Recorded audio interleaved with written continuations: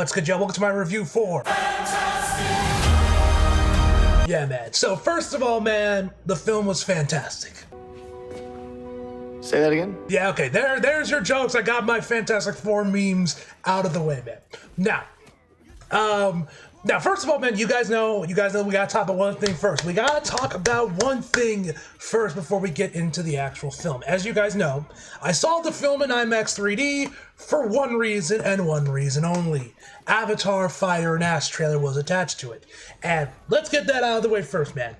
The 3D for the film looks amazing, looks great already, man. As you guys made, and now I don't know if I mentioned this in my review for Doctor Strange: The Multiverse of Madness when I reviewed it, because you guys know the Avatar 2 trailer was attached to it.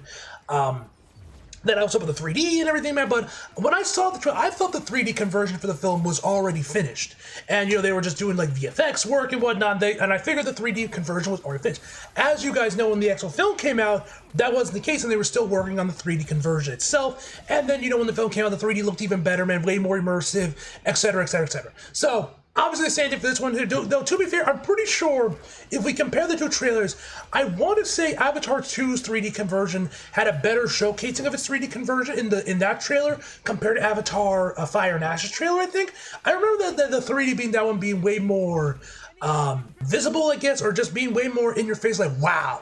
Avatar 3 had some really good scenes with 3D, but nothing really too crazy or anything that I thought was impactful as that trailer. And it could have also been the fact from the movie being that there was over a decade gap between the first Avatar movie and Way of Water, that everything of that movie just felt bigger and more grand and everything, man, because I'm like, oh my god, finally the sequel is out. Well, this time, the wait was obviously much shorter for Avatar, Way of Water to Fire and Ash. So, but it looked great, man. I love what we saw the trailer, man. It looks so fucking cool. The Fire Tribe of the Na'vi, from the little bits that we got to see in this trailer, man, look amazing. The 3D, like I mentioned before, looks great for the film, man, at least from the little bits we see of it, man, where it really showcases itself. And yeah, I'm excited to see more of the film, and obviously when the film comes out in December and watch it there, man, obviously I'm excited. Now, while we're at it, let's talk about the 3D conversion for Fantastic Four, because we know we're on the topic of 3D.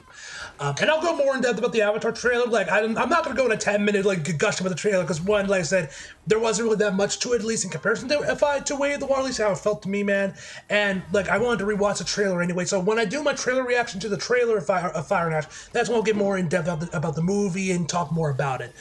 Is in that video. I was also going to do it first when I got back home, do the reaction of Fire and Ash, and then do my review of Fantastic Four. But it's already for 7:30. SmackDown's about to start, so I figured let me do the Fantastic Four review and get that out of the way, and we'll do the Fire and Ash trailer reaction like tonight or whatever. But anyway, the 3D conversion for Fantastic Four, man, I thought was pretty good. Also, one other thing I do want to mention real quick, the other 3D trailer that actually showed up for this movie when I saw it in IMAX 3D was for Tron Ares. And I gotta say, man, that movie looks really cool in 3D as well. And then when I saw it, I'm pretty sure when Tron Legacy came back in, like, what was it, 2010, 2011 is when Tron Legacy came out? I'm pretty sure it was like another movie that was really pushing its 3D and like really marketing that, like, this is like a 3D experience. I think that was actually a big part of its marketing, was it having was the 3D version, its 3D conversion, everything, man. So I think so when I was watching, I'm pretty sure that was the same for Tron Legacy as well, but the 3D for this movie looked great as well. Like, this is another movie I might have to catch in IMAX 3D if I get a chance to, because Tron Ares, from what we saw in the IMAX of it in the 3D from the trailer of it, man, looked really good. The 3D for that movie looked really good too. So might have to go check the movie out as well in IMAX 3D. But anyway, as I'll say about Fantastic Four, the 3D conversion I thought was pretty good. Honestly, most of the time, like Doctor Strange Multiverse, it's fine. It really doesn't really do much. Like, I would not say this is a movie you have to see in 3D. Like I said, if you're going to see it in IMAX 3D, you're more likely there for the Avatar trailer, not for Fantastic Four, like I was. But I will say, one sequence where the 3D conversion really shines, man, is when they go and when they're during this section of the film where when they first go to Galactus to negotiate, and that's when they find out that they want Franklin. That whole section, man, the 3D looks fucking incredible. Like, I remember watching the movie being like, this 3D ain't really doing much. I mean, there's a little bit of something there, but like this is kind of like not really a movie you really need to go in 3D. You're only really watching 3D for the Avatar trailer. But when I saw it, I was like, oh, okay, this is where This is where it was at, man. And that sex looked amazing, man. So many, especially with Death, man. That's the 3D conversion that really shines in terms of Death and selling the sense of scale of Galactus, man. Like, if there's, like, this was definitely probably where they really focused on the 3D conversion, because that's when it was absolutely at its best, man, was during that section of the film when we first get introduced to Galactus and the Silver Surfer. Fantastic work. The rest of the movie, man, I thought, like I said, was pretty good. Couple of cool scenes here that looked good in 3D, but most of the time, man, the 3D conversion of this film is nothing really to write home. Same thing with Multiverse of Madness. This isn't really a film that I think you have to go and see in 3D other than the Avatar trailer. I wouldn't say it's worth it besides the Avatar trailer. And by extension, the Tron Ares trailer as well. That one looked really good as well. Like I said, I'm pretty sure of all of them, I'm pretty sure Captain America, Brave New World probably had a better 3D transfer. If you guys remember that, or 3D conversion, excuse me, because you guys remember when I reviewed that film, I mentioned how this film probably would look really good in 3D, and recommend you guys go see it in 3D. Now I never saw Captain America: Brave New World in IMAX 3D or 3D, just why I cannot speak to how good the conversion really was. But from the scenes we saw of it, man, I'm like, no, this probably would look really cool in 3D. I think that movie looked better in 3D compared to this film. That's my opinion. That's just me guessing from when I saw the movie compared to this one, which I did see in 3D. But that's just if you guys actually did see both films in 3D, tell me down below what you guys saw of the 3D conversions for both films. Now we got the 3D out of the way. Let's talk about the actual film itself. So, the movie is directed by Matt Shakman, if I'm pronouncing it right, and stars Vanessa Kirby, Pedro Pascal, Joseph Quinn, Julia Garner, Ralph Ensign, if I'm pronouncing his name right, and many more. In the plot of Fantastic Four: First Steps, Mr. Fantastic, Invisible Woman, Human Torch, and the Thing face off their most daunting challenge yet as they defend Earth from Galactus and the Silver Surfer. Now, first of all, man, the cast of this film is fantastic. I know, I know it sounds dumb, but fuck it, I'm not even trying at this point. That's just what I default to. The cast is great, man. I thought that, like, if there's one thing that this movie excels at compared to the other Fantastic Fours we filmed, not including the unreleased 90 ones, because I haven't seen that one yet, though I do have it downloaded on my computer. Because I'm not also gonna lie, man, during the lead up to this film, I kind of wanted to binge watch and rewatch all the Fantastic Four movies, including the unreleased 90s one, just because I was in a really Fantastic Four movie. And I still plan on doing that sometime this weekend or maybe next weekend whenever I get a chance to go through all 4 Fantastic Four films before them. The 90s one, the two 2000s film, and of course Fan 4 Stick. So, and I plan on ranking them as well in my letterbox. So you guys want to see all that, follow me and I'll talk about that there, and I'll go there. But anyway, if there's one thing this movie excels at better than any of the previous Fantastic Four films, not counting the 90s one, because like I said, I haven't seen it yet, and it was unreleased, this one easily has the best family dynamic of the Fantastic Four. If that is something you have been really itching to see and really wanted to see in the Fantastic Four films, is the family dynamic between the four, between Sue, Reed, and Ben. This movie gives that to you. The family dynamics film is perfect, man. They really feel like a family together, man. They have all 4 members have great chemistry with one another. It's fantastic, man. This is easily the one thing that the film excels the most about is the family dynamic between the 4 leads, man. They did a fantastic job with the family dynamic, and that's easily one of the best parts of the film, man, is those 4. I would say, though, the highlight of the cast, I will say, from the 4 is Vanessa Kirby as Sue. She honestly steals the show, man. Like, she was probably the highlight from the cast, in my opinion, man. She is so amazing, man. She's so cool, man. Her performance was great, man. And Sue does a lot, man. Obviously, she obviously with Franklin being born, man. She was also the highlight of the film, if I was to say, from the main cast, man. Which is saying something about, because you guys I don't know if I've ever mentioned this in any previous film, but like every other time, whenever the Fantastic Four movies were coming out, when I was a kid and I watched them or whatnot, my favorite was always Johnny. I always thought Johnny was the coolest, man. And that sort of continues on here, man. I really like what they did with Johnny in this movie, man. But I will say that Vanessa was definitely the highlight of the cast for me personally, man. I thought she was fantastic as Sue. Pedro, I think is great as Reed as well. Now, as you guys know, I do not read Fantastic Four comics, so I cannot really particularly speak on the accuracy of his performance or the other members of the Fantastic Four. I literally got nothing to base off besides the other films and what other media I've seen the Fantastic Four, appear in. Whether it be comics or like in cartoons or whatnot, man, that's all I have to base off from my previous experience with the Fantastic Four, man. But I really like what they did with Reed, man. They definitely sell him being the eccentric scientist, man, always thinking about trying to solve shit, man. They really sell that with Pedro, more than probably I think any of the other previous actors we've seen play Reed Richards, and he does a fantastic job, man. He was fantastic. Joseph Quinn as Human Torch, man, I thought he was great as well, man. As you guys know, I love Chris Evans growing up, man. Like I said, Human Torch was always my favorite of the Fantastic Four. Growing up, man, he was amazing. The one thing I thought that was interesting about this movie, now I don't know if this is like this in the comics as well, because like every other version of the Fantastic Four I've seen more or less all kind of line up with what Chris Evans did in the Fantastic Four movies from the 2000s. Was like, he wasn't really much of a scientist, man. He was just kind of there along for the ride, the playboy, you know, be like, oh man, we have these cool powers, man, the prankster and everything, man. Now, I don't know, and like, he never really came up much as a science type. And I don't think that was ever shown up in any of the films, whether there was a 2000s films or Fan4stick. I could be wrong on that one, man. Like I said, I don't read Fantastic Four comics, and I haven't seen those movies in fucking years. Probably a decade for some, especially Fan4stick. Haven't seen the movies since I saw that in theaters, but they really definitely show Johnny being an actual scientist in this film as well, man. With him helping out with Reed and the others one that they're trying to figure out how to take down Galactus. So that was a pleasant surprise when I watched the film, man, when I saw that. Another highlight of the film, man, is definitely Ralph as Galactus. Galactus in this movie is so fucking cool. Like, they really sell how threatening he is, man. I love his design, man. They definitely do tone down the colors of it. Like, as you get in the comics, he's famously this like bright purple and, you know, like this bright blue and purple alien creatures, man. And while here they definitely mute the colors, so basically it's practically black. You can see some of the purple in there, man, but it's mostly black at this point. But Galactus is so good, man. Ralph plays him brilliantly, man. He is such a threatening villain. Like I said, the 3D conversion when he first gets introduced, man, is fantastic. And that's easily the highlight of the film in terms of the 3D, man. Once that whole sequence when they first meet Galactus, man. So good, man. He is so threatening, man, and he was easily one of the best villains in the MCU, man. As you guys remember in Fantastic Four Rise of the Earth, Galactus was famously a cloud. So obviously I'm sure Galactus and Fantastic Four are happy to see Galactus in his, you know, in his actual comic book appearance, man. But yeah, man, he was threatening, man. Such an amazing villain, and I'm excited to see more of Galactus probably, because I feel they're probably gonna bring him back in some form or fashion later on in the MCU and probably a Fantastic Four sequel or something. But yeah, I love what I saw of him, man. He was fantastic, man. Loved him. The cinematography of this movie is also really fucking good. Well, I will say, arguably, that at least from the Marvels that released this year, Thunderbolts was arguably probably the best shot movie out of the MCU movies from this year, man. I gotta say though, Fantastic Four has some really nice shots as well, man. There were some really cool shots in here, man. They do some creative stuff with the camera for shooting some of the action and whatnot, man. So cinematography of this movie is also fantastic, I have to say. But the cinematography really is really good. It's like I said, especially with the IMAX 3D when they fight off against Galactus, that initial time when they meet up with him, man. Like I said, that whole sequence, man, was honestly low-key the highlight movie. I mean, for God's sakes, they lead into Silver Surfer beating a surfer where she literally surfs on lava.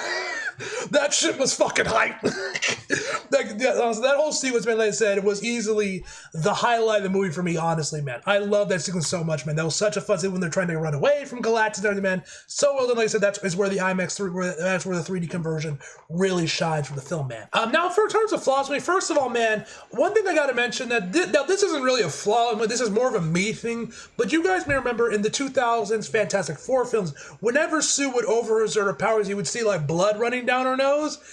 That doesn't happen in this movie. Like I said, I don't read Fantastic Four comics. I don't know how accurate that is where Sue like has blood coming out of her nose when she overexerts her powers. But you know, I thought those scenes looked cool, and it would have been nice to see it here when she does the same thing, which we see a little bit in the trailers as well. So that would have been nice if we got to see the blood. Like I said, I don't know if that's comic accurate at all or not.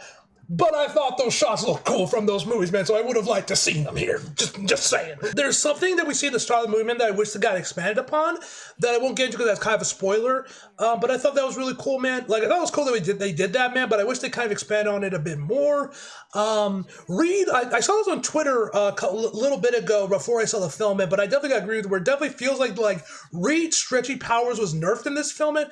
I don't know if it's because they were scared about the CGI not looking good or whatnot, man, but you guys know how in the 2000s Fantastic Four, we see Reed do a lot of great stuff. Like we see him obviously stretch his arms and whatnot, man. We see him stretch underneath doors and his hand gets flattened and then reinflates or whatever to go there. We see him stretching his body out to wrap around Doctor Doom at the end of the film, and when they do that whole tornado with the flames and Sue using her powers to contain Doctor Doom and you know Johnny's like circling around in a tornado at the end of the first film, man.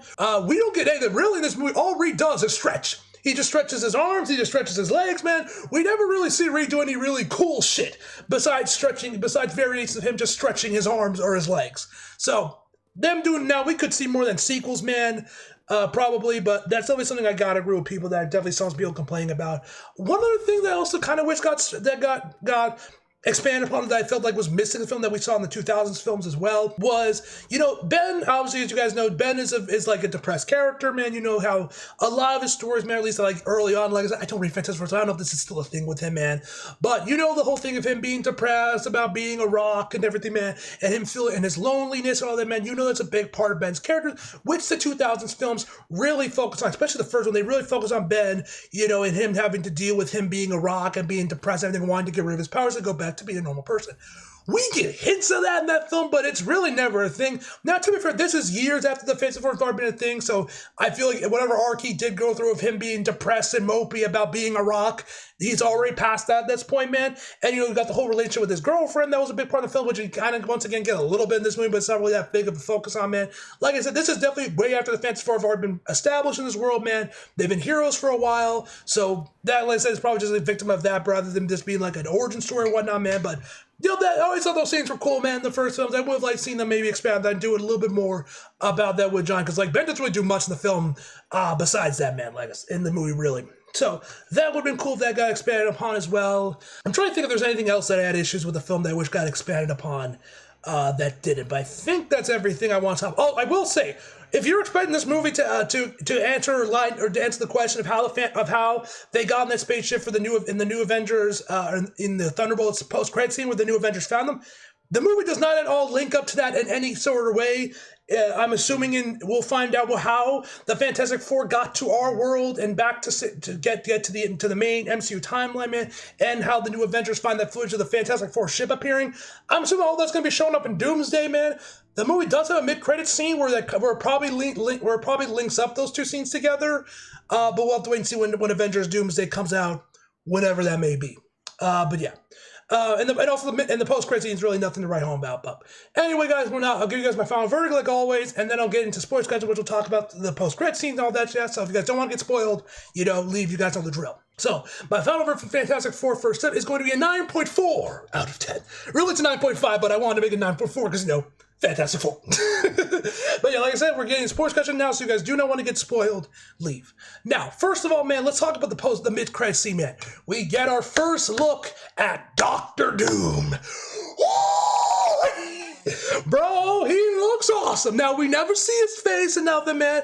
So honestly, I wouldn't be surprised they just got some stand-in actor and that didn't have Robert Downey Jr. actually on set for this. Wouldn't be surprised because we don't see his face in him. But we do see the cloak and we do see the mask. It looks awesome, man. From the little bits that we see of it, man, we see him where we get a 4-year time skip, and then her and Franklin are doing some stuff, man. He asking for another book. Sue finds it, and then she I don't know what she does. It looks like she was going through a force field. I don't know if Franklin with his multiversal mutant power thing, I don't know. I know he's multiversal and he's a mutant. That's all I know about Franklin. Like I said, I don't read Fantastic Four comics. Or maybe she just made herself to be invisible. I couldn't really tell how that worked. I couldn't really tell what exactly she was doing. But anyway, she goes back to Franklin with the book in hand, and that's where we see Doctor Doom sitting down in front of Franklin with his mask off, man. Like I said, it looks so cool, man. I love what he looks like, man. I'm excited to see when we get a first good look of him, and probably when we start getting trailers and such for Avengers Doomsday. But he looks amazing from the bits that we saw here, man. I can't wait to see more of Doctor Doom and see what Robert Downey Jr. does with the role, man. I'm excited to see what that's going to look like when Avengers Doomsday drops. So that's the main thing I want to talk about. Now, the first thing I want to talk about this movie that I want to, and they also do actually show off Latveria. They do get a little Easter egg where we see Sue has been it becomes a bit of a political figure. She deals with politics, with helping out countries and whatnot, being like a peace. Doing diplomacy and all that, man. When she has some sort of conference with various other countries, you actually do see a sign where Latveria is supposed to be, but it's completely empty, so they obviously didn't show up. But I thought it was a nice little Easter egg they throw in there of having Latveria, and they're like, oh, Latveria, Doctor Doom, that's cool. So yeah, that was a nice little Easter egg to find. But yeah, we're talking about Doctor Doom, to mention Latveria. Now the film opens up. I thought it was actually kind of a cool way of doing this, where they basically started the movie off with a montage of the Fantastic Four beating some of their most notable villains, like Mole Man's in there, man. I'm assuming there's a few other ones that are Fantastic Four villains. Like, so you guys know, I don't read Fantastic Four comics. I just know Mole Man's one of their villains. So I thought that was really cool. I do wish they expand on that more and did a little bit more with these villains and did them more as like a montage. Like you guys know, this film was under 2 hours. I thought they probably could have, pushed the length a little bit hard, made the film a little bit longer to expand on those scenes. Because I wish they did more with those and shows more than just like a quick montage and then defeating each of the villains. Maybe give them like all little plot, give them all little scenes together, chunks of the story, scenes together, and to expand more on those scenes where you actually get to see the villains and the Fantastic Four beat them and everything, man. I thought that would have been cool if they expanded on the scenes a little bit more than just being, just a straight up montage. That would have been cool. With the actual post-credit sequence just being, just like the intro for the Fantastic Four cartoon that they mentioned a couple times in the movie, it's a good song and everything, man, but like, it's nothing really to write home about. I was kind of hoping that maybe the post-credit scene will lead directly into the Thunderbolts post-credit scene, but it doesn't. I was like, oh, okay, it's just the intro. I mean, it's cool. It's very 60s cartoons like the Jetsons or whatever, man, but like, I was like, oh.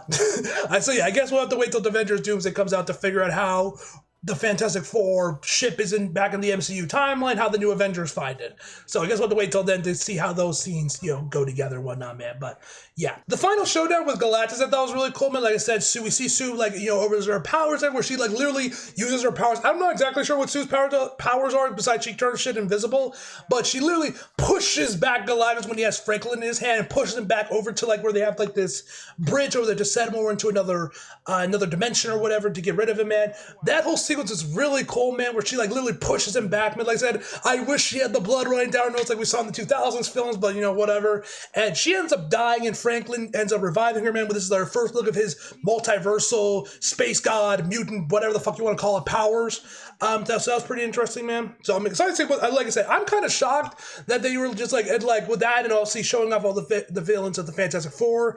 I was like, damn, they're just like blitzing through storylines. And like, because you guys know, I'm pretty sure I mentioned this in my reaction to the trailer.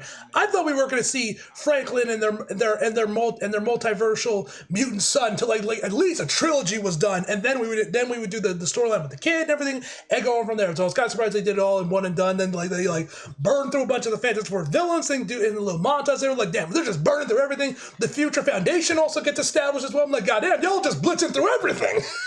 Y'all are blitzing through everything. Like, obviously they don't form the Future Foundation the way we know in the comics, man, where it's like Sue, Ben, Reed, and Spider-Man. It's just like they created the Future Foundation. But I was like, goddamn, they blitzing through everything. So yeah, that was more or less just another Easter egg for fans. But anyway, to go back to the sequence with Galactus, man, like I love the whole series where like Johnny comes in there, man, be ready to sacrifice. So I thought they were going to adapt the part of Jonathan Hickman's run where Johnny does sacrifice himself and he dies, and the Future Foundation is started, and then eventually he comes back to life or whatever. But no, instead, like when he starts to charge in there, man, the Silver Surfer knocks into him, man, knocks him out of the way, and then she's the one that sacrifices herself to take out Galactus, man. I love the shots. I love the cinematography there, man. That whole sequence was filmed beautifully, man. I love that sequence was great. And like I said, like I said earlier, that we see Sue being doing diplomacy between countries and whatever, and one of them ends up being with the Mole Man, and like setting up like a sort of peace treaty between like New York and like whatever underworld or whatever the Mole Man's from, whatever his world is called, man. And they do a whole peace treaty with that, but then that means that they're both cool, and they end up having Mole Man, using Mole Man's city or area or whatever called underneath something to evacuate all of New York when Galactus finally shows up, when the Fantastic Four have their final showdown with him at the end of the film, which I thought was pretty cool that they did that with the Mole Man. So yeah, I like the way how they did incorporate all these films, but I do kind of wish they expand their roles a little bit more rather than just being a montage. But it was pretty cool to see them nonetheless, man. And yeah, that's everything I want to talk about. I talked about the post-credit scenes. I talked about Mole Man, montage, man. I think I got through everything I wanted to talk about. Franklin a little bit as well. But yeah, this is a fantastic film, man. I loved it. I'm curious to see what actual like big Fantastic Four fans feel of the film. From everything I see, they've been loving it as well. Oh, and one last thing that was also pretty cool was actually at the tail end of the end credits, man. It actually did say 20th Century Fox was actually listed at the tail end of the credits, and I thought that was cool because 20th Century Fox on the right side of that one, they made the other three films. So I thought it was kind of cool they were included at the tail end of the credits. That's just a me thing, though. But that was cool. And yeah, I'm excited for Avengers Doomsday, man, because Doom looks amazing. I can't wait to see more of him and get a full look of what his design is going to look like whenever that trailer drops, whenever. But anyway, guys, that's going to be off. Hope you guys enjoyed the video. Like if you did, subscribe if you're new. Follow me so you feel like it. Links are below. And as always, come back for more. See you guys next time.